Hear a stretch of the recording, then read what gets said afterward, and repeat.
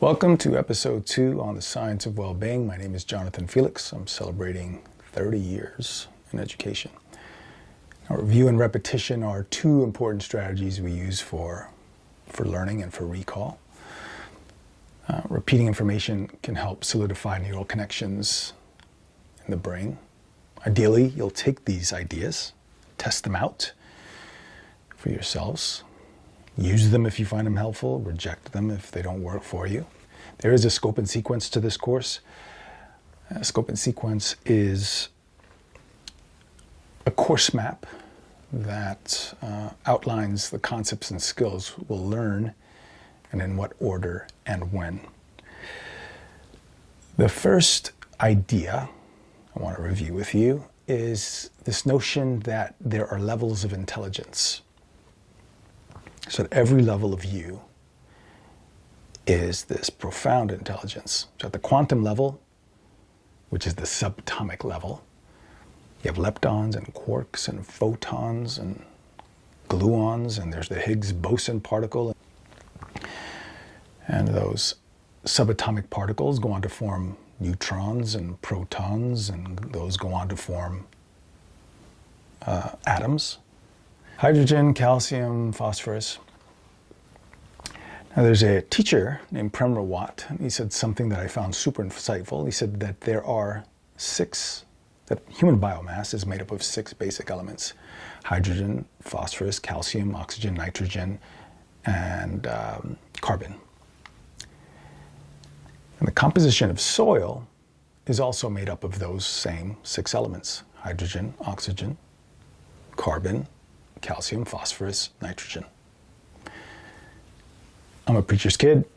I'm the grandson of a minister as well, nephew to ministers. And I quote the Bible a lot. I'm not trying to preach though. But there's a verse that I like. Remember that thou art dust, and unto dust thou shalt return. And that's what my dad used to preach. And he was right. My dad, these are his ashes. Dust. Now, Prem Rawat would say that we're a miracle. My dad would say something along those lines as well. Why? Because you are of dust, and unto dust thou shalt return. But in the meantime, I've got a few more years left, hopefully. The dust can talk, the dust can think, the dust can see, the dust can hear, the dust can sing, the dust can laugh, the dust can cry. The dust can marvel and discover. The dust can learn.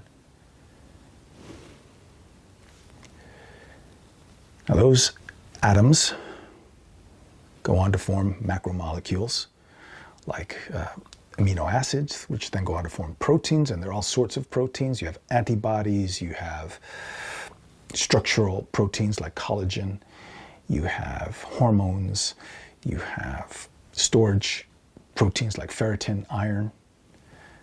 Then you have fatty acids, the lipids, sugar molecules like carbohydrates, and DNA, RNA. So there's intelligence at every single level. You go up a step and you have the organelles like mitochondria, Golgi bodies, the nucleus of the cell. Remember that? Middle school. Those go on to form cells, and you have all sorts of cells. I give examples of brain cells. It's not just one neuron. There are different types of neurons. Pyramidal neurons, Purkinje cells, Vanicanomo neurons, granular cells, Golgi cells, and they all have different functions. And they know what they're doing. There's intelligence every single level. You go up a level from cells, they form organs. And I gave an example of the liver. It's got over 500 functions. And I can only name a few, like bioproduction, excretion of bilirubin and cholesterol, metabolism of fats, enzyme activation, storage of glycogen, blood detoxification. I sound pretty smart, but I just learned all this stuff. Meanwhile, this liver is doing these functions. Now up here, the ego self may not be as wise. So this liver's doing about 500 functions. I go and I start consuming alcohol. Now I'm adding, and I'm taxing the liver. I was trying to keep me healthy and maintain hormonal balance, homeostasis, and there I go, poisoning the liver. I'm sharing this with you because I have a profound respect for this and for whatever it was that created this. It wasn't me. The you think you are didn't manufacture this, that's for sure. Now, we are the handiwork of some greater intelligence. Again, growing up in the church, we're God's workmanship. That was the shorthand. This is all you get. And it's kind of strange that we treat our cars better than we treat ourselves. I mean, you wouldn't put sand in your gas tank. I've never done that, by the way. I know not to do that. Not even having had the experience. I know it's probably not a good idea, and yet I'm putting all sorts of junk in this gas tank, even knowing better. So we keep moving up levels. It doesn't end here, because you're part of another intelligence. There's the family unit, then there's the town, and there's the state, and there's the country, and there's all of humanity. And we're part of a whole. And the whole can exert tremendous force on this being. One of the challenges is trying to maintain your integrity as a human being, trying to respect yourself in a culture that doesn't, in a culture that's pretty toxic. And again, I cited this medical school axiom that I love. If 100 people are drinking from a well and 90 get diarrhea, you can treat the symptoms or you can treat the water. We should be treating the water, but we're not. So in the meantime, you want to take good care of yourself and be careful what you're ingesting. So again, every level, this thing is intelligent. It even knows how to die. Having never died, there's an order to it. There's a progression. Rigor mortis sets in after 2 hours. Food continues digesting and working its way from the large intestine into the stomach, small intestine, and then it's excreted out. But all sorts of changes occur in very predictable ways.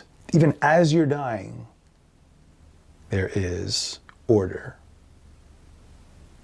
And being a minister's son, I sat with my father at the bedside of many people who were dying. I've been to many funerals. Even when he was dying, same thing. The Cheyne-Stokes breathing, which is a very dysregulated breath. Then the agonal breathing. Then the death rattle, maybe a few hours before he passes away. So another important theme is beginning with the end in mind. This is the end. Now that beginning with the end in mind is the second of the 7 habits of highly effective people. This is a book by Stephen Covey. It's a business classic. And I apply these principles to the business of life. Now, the first of the 7 habits is to be proactive. It's working inside of your circle of control, or what psychologists call the locus of power, or locus of control. Now, you have the power to choose your intentions.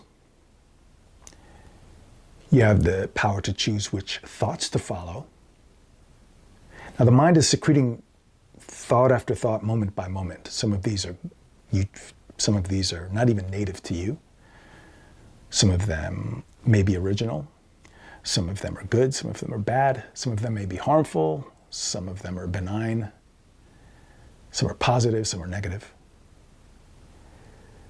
What you can do, though, is to choose which ones you want to follow. You can choose which ones you want to develop, choose which ones you want to cut.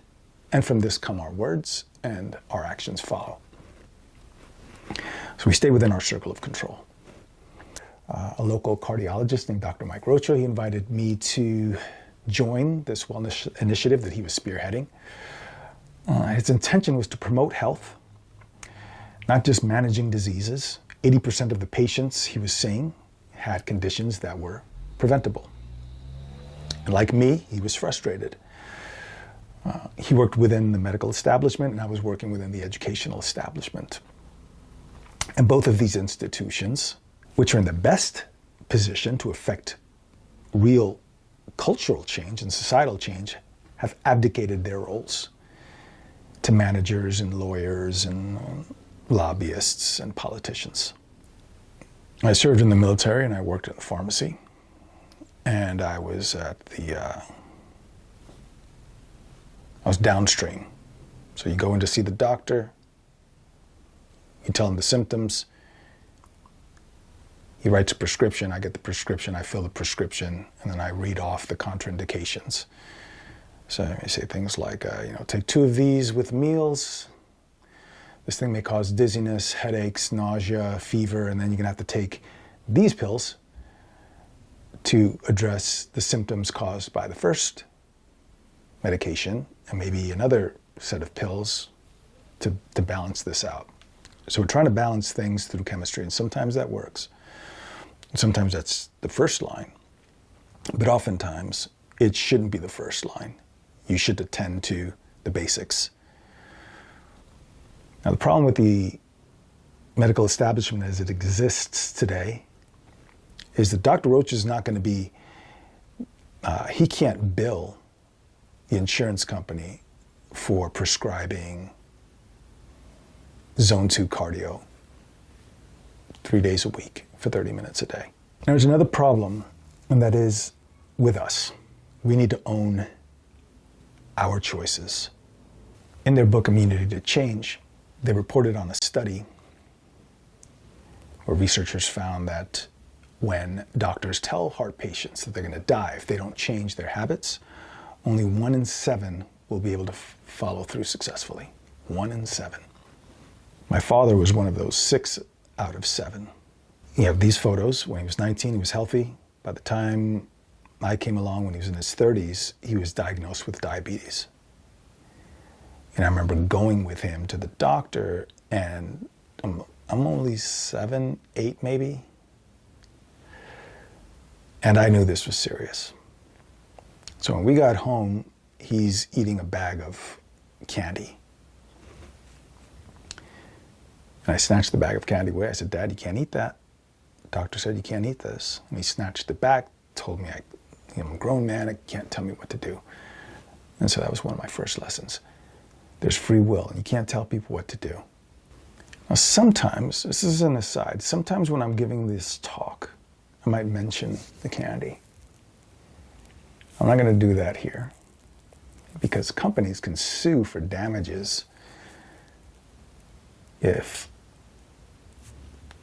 someone like me were to make a disparaging comment about their product. I thought I was going to be a lawyer. I went to law school, and this is called a legal tort. And a tort is a violation that can cause injury or financial harm to a business or to a company's reputation. It's an injury that hurts their bottom line. Now, that you get harmed doesn't matter. You get sick, well, oh well. You should have been more responsible. So these multi-billion-dollar companies, it's an interesting thing. They didn't help us. They didn't help defray the costs of his medical bills. They didn't help us with the medical costs. They didn't even send the guy a get well card or flowers. And none of the fast food companies, you spent thousands of dollars, helped with transportation to the clinic, to the dialysis clinic. So that's the reality. It's all on you. Caveat emptor is another legal term, like buyer beware, because it's all on you. Now, these companies, they engineer foods that taste good, and they may be good for profits, but not good for you. And I'm not here to vilify the companies. Because if you and I were to choose to follow the science, and we stopped consuming the ultra-processed foods and buying more legumes and vegetables and fruits, these companies would quickly pivot. Otherwise, they'd go out of business.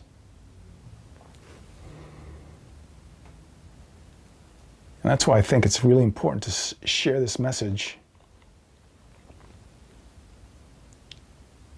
so that we can improve the system together.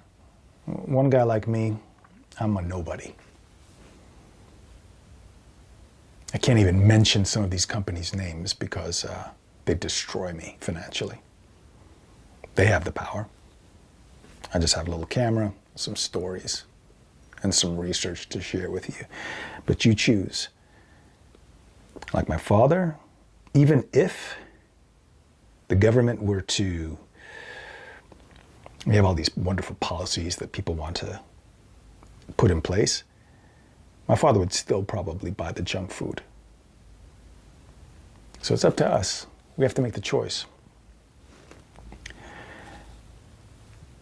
I spent a lot of time with people who have that, what I call the 6 and 7 thinking. So if 1 out of 7 makes the changes, the 6 out of 7, here's some things my father would say. And I've heard other people say them, like, I'm not going to give up my, whatever that favorite food is, or this beverage. It's like, wow, not even for better health? Because what you're giving up when you give up some of these foods, you're giving up inflammation, you're giving up obesity, you're giving up diabetes, you're giving up arthritis, you're giving up pain. That's the real choice. So another one is, yeah, I may live longer, but who wants to live like that? I don't want to live like that. So let me tell you how my father lived.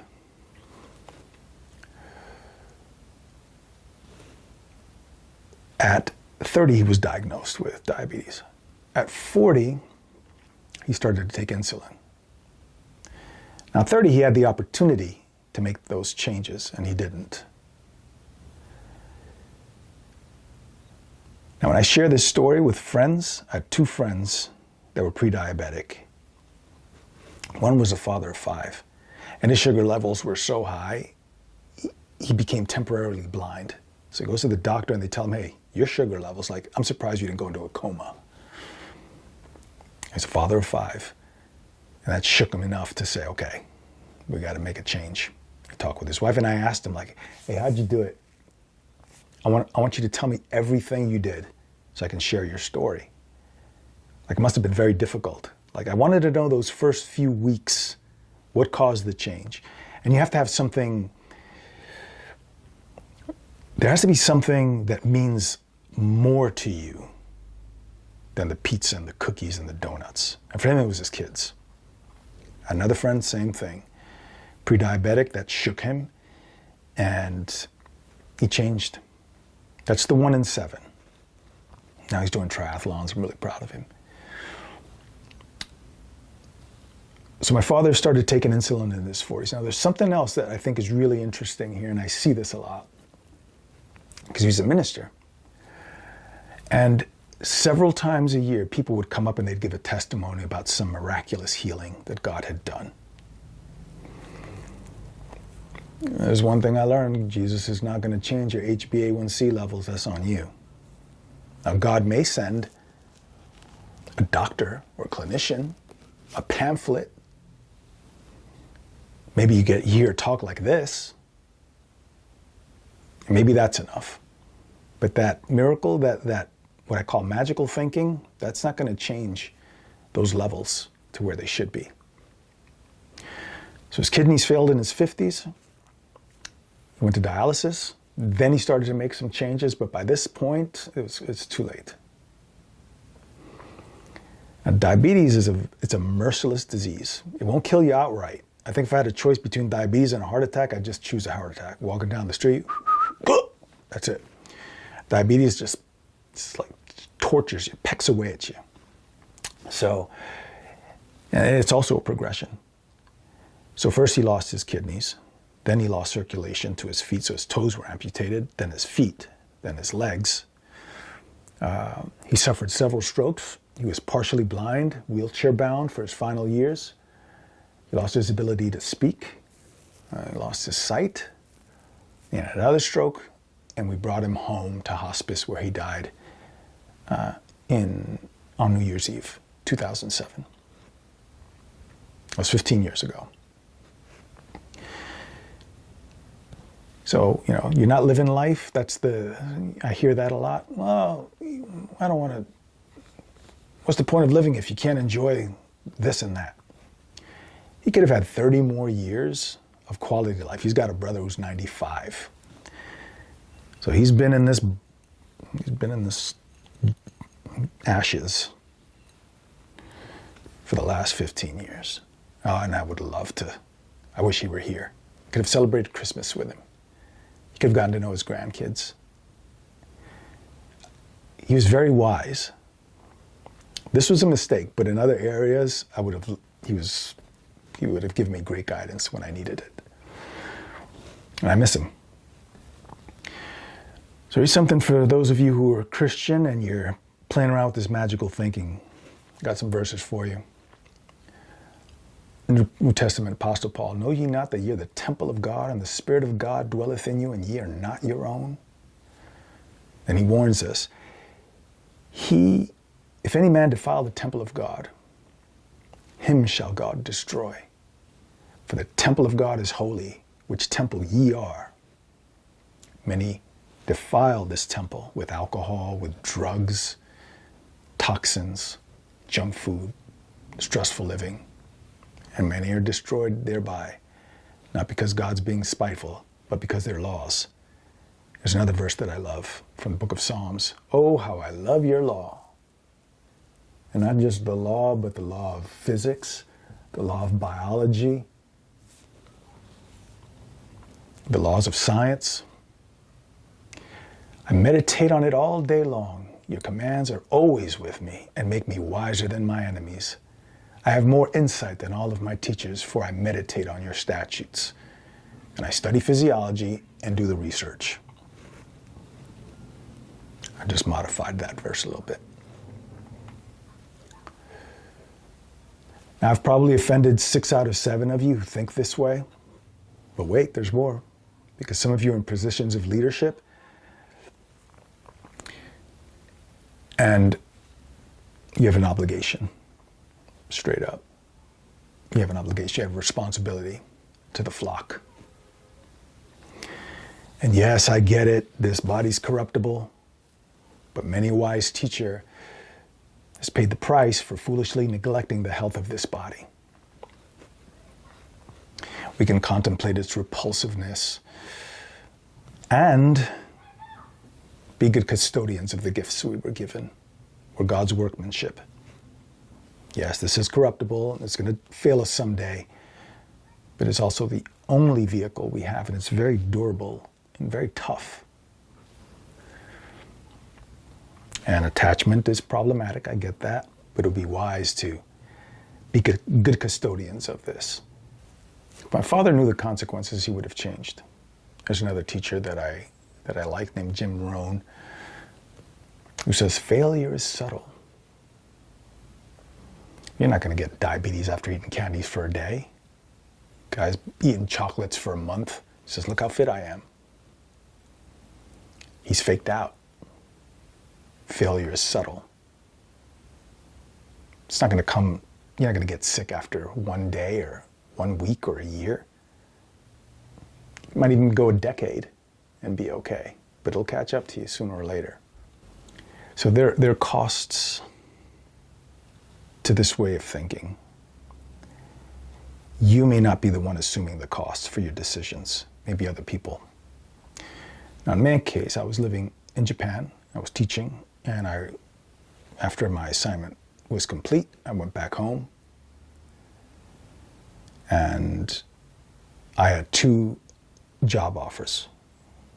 My plan was to teach internationally. I got an offer in South Korea, and I got an offer to teach in Saudi Arabia. And on the day I was going to make the call, went to my father's room and I saw that he was going into a coma. His blood sugar level had fallen. So I ran, got him some sugar, called EMT. They came in, they gave him an injection. They said, boy, if you weren't here, he would have slipped into a coma. And my father, when he recovered, he wanted what was best for me. He wanted me to be happy, to pursue my happiness, to take the job. So I got on the phone, called the recruiter, and I declined the position. Because I loved my father, and I loved my mother, and she was the one that was carrying that burden of his care. To take him to dialysis, that was about an hour drive through LA traffic. And then it's a 3-hour sit. This was 2 to 3 days a week. Now I have no regrets. I loved my father, and it was an honor to serve him. And I'm very proud of the decision that I made. It made me a better man. But the resentment was still there. The frustration was there because this was preventable. It was so preventable. And his ashes sit on my desk and remind me every day of the brevity and the sacredness of this life. And I hope that in sharing this message with some of you with that 6 out of 7 thinking, that you can at least consider this. I'm not here to tell you what to do, but you should think about what those consequences might be.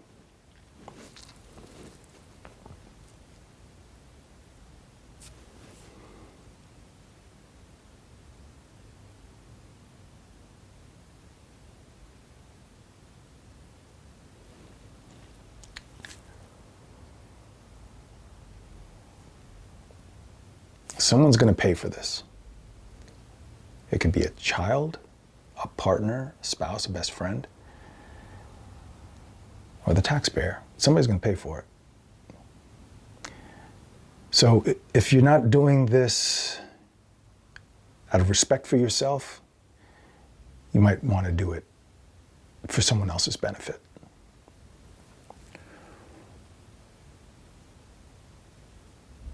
Because those multi-billion-dollar conglomerates, they're not going to pay for it. And not one of those lobbyists or lawyers who promote and defend the interests of these corporations are going to share in the burden of your care, if it gets to that. And unfortunately, for our children, many adults in position to do something have abdicated their responsibility and their power. Some shamelessly market garbage to children. Others wallow in guilt and shame or make excuses for poor choices.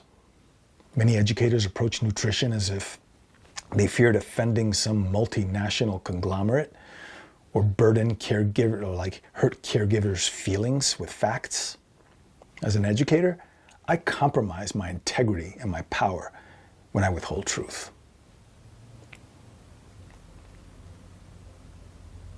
And I don't get paid enough. So if you fire me, I could probably make more money doing other things.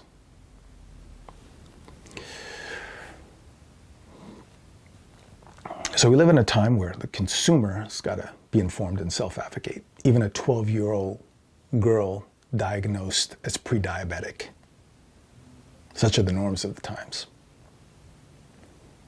If a child's suckered by false advertising into buying an energy bar or vitamin drink marketed as sugar-free from a school vending machine, and she becomes diabetic, it's her fault.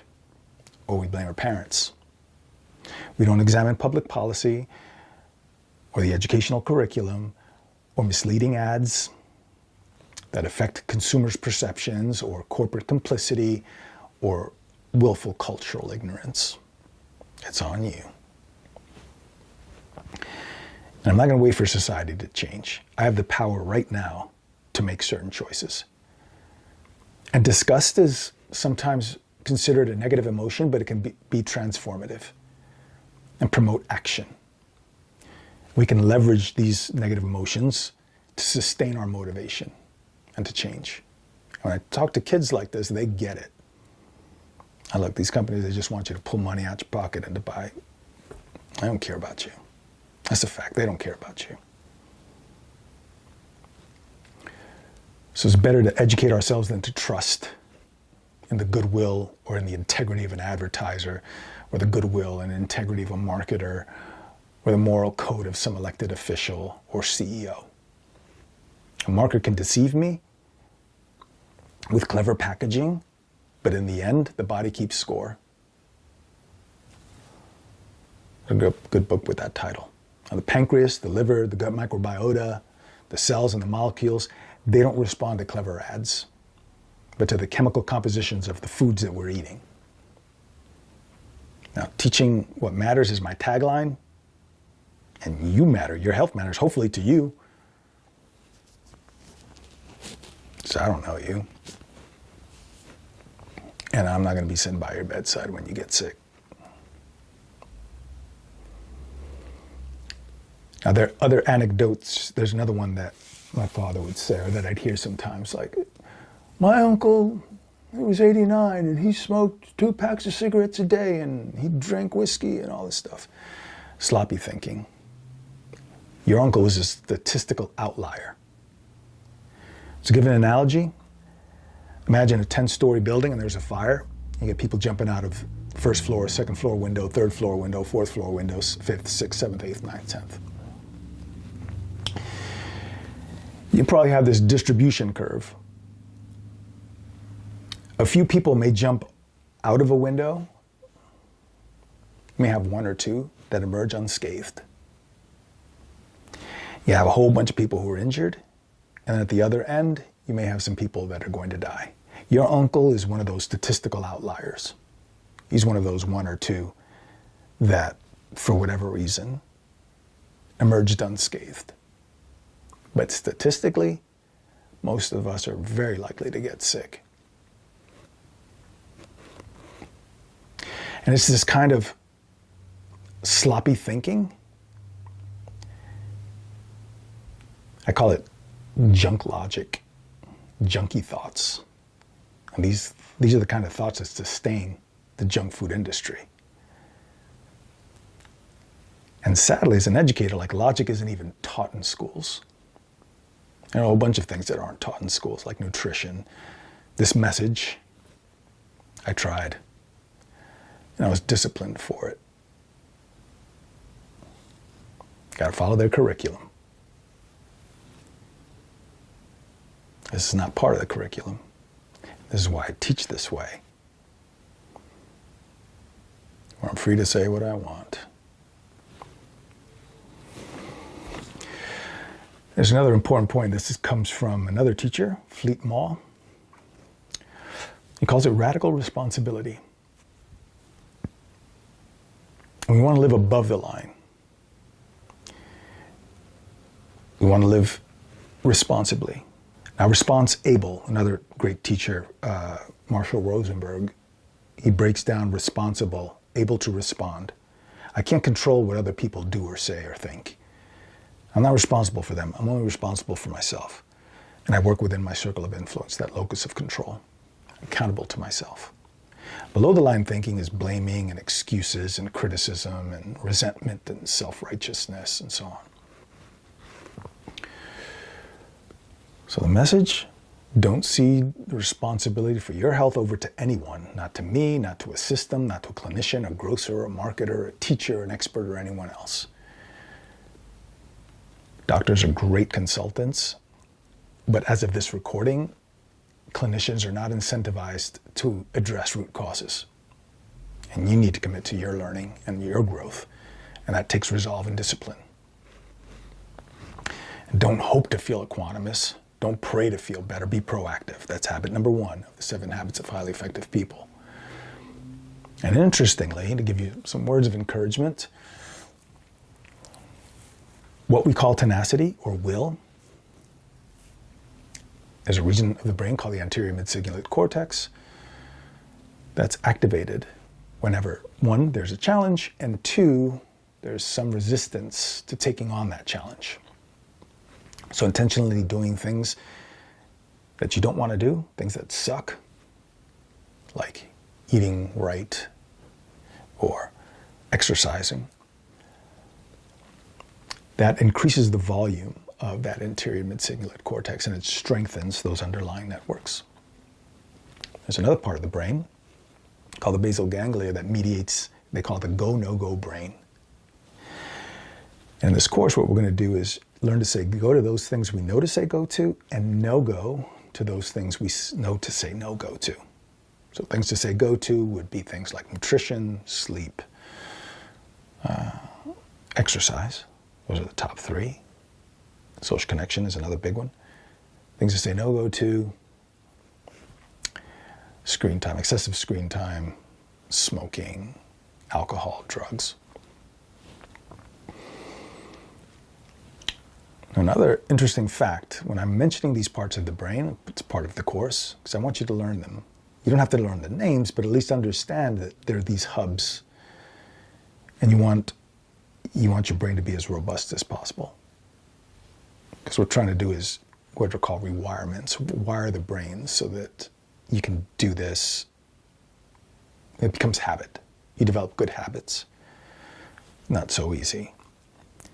So oftentimes, when I'm addressing audiences, I might point out a map of the United States. And if I were in another country, I could pull up that country's map. And I'll just start pointing to states. Say, what's this state? What's the name of this state? This one. And I'll point up to Alaska. I'll point out to Hawaii. And I'll say something like, all right, suppose I tell you that I got a free ticket to go to Alaska. And you've got an hour to pack because we're going to the airport. What would you pack? And I get mittens and gloves and so on. I ask, well, why? Well, because it's probably going to be cold. I ask them what they think they might see. Probably some trees, probably some mountains, maybe some bears and streams. Same thing for Hawaii. If you've never been to Hawaii, you get a free ticket. What are you going to pack? What do you think you're going to see? Now, we know we may never go to Hawaii. We may never go to Alaska. And yet we know if it's January, it's probably going to be cold and we should pack some boots and mittens, and we're not going to wear shorts. What about the brain? If I asked you to map out the brain, do you know this part or that part? I get crickets. And what do you do if the weather of your brain, if your mind is agitated or cloudy, if your mood state is cold or depressed? Do you know what to wear? Do you know what to do? Do you have an action plan? It's very unlikely you're going to go to Alaska, but it's very likely you may suffer anxiety or sadness or experience a setback or frustration. Do you have a plan? Probably not, because we don't teach this. We teach you all sorts of irrelevant things. The states and capitals, this president, that president, the cause of this war. And yet we never look within. And this course is about looking within. Another important point I'm going to talk about a lot over the course of these lessons is an analogy. In the Zen tradition, it's called training the ox. And in the Tibetan tradition and the Indian tradition, it's training the elephant. The mind is like an elephant. It's very powerful. And there are stages to it. And we'll get into that later. But imagine the mind as an elephant. There's a quote from the Dhammapada, which was written in the 1st century, that I love. Patiently I shall bear suffering as the elephant bears arrows on the battlefield. And it is a battle. My father would preach, we war against principalities and powers and the rulers of the darkness of this world. And that can be taken pretty literally, because cognitive warfare is the 6th domain of military operations, and the mind is the battlefield. Only a trained elephant goes to the battlefield. Only a trained elephant carries the king. And you're the king, you're the queen. No one can take you to peace. Only a well-trained mind can lead you to this untrodden land. Eating too much, sleeping too much, like a fattened pig, those too lazy to exert effort are slaughtered again and again. Long ago, my mind used to wander as it liked and do what it wanted. Now I can rule my mind as the mahout controls the elephant with his hooked staff. And the mahout is the elephant rider or the trainer. Be vigilant. Guard your mind against negative thoughts. Pull yourself out of bad ways as an elephant raises itself out of the mud. So I'll wrap this one up. This was a long one. But we're coming to the end. And again, a reminder to myself, this is the end. Beautiful friend, the end. Door song. Now for my father, it was to go out into the world and preach. For me, it's going out into the world and teaching. And I hope that these lessons resonate with you and that you find value in this. And with that, I wish you all good things and blessings.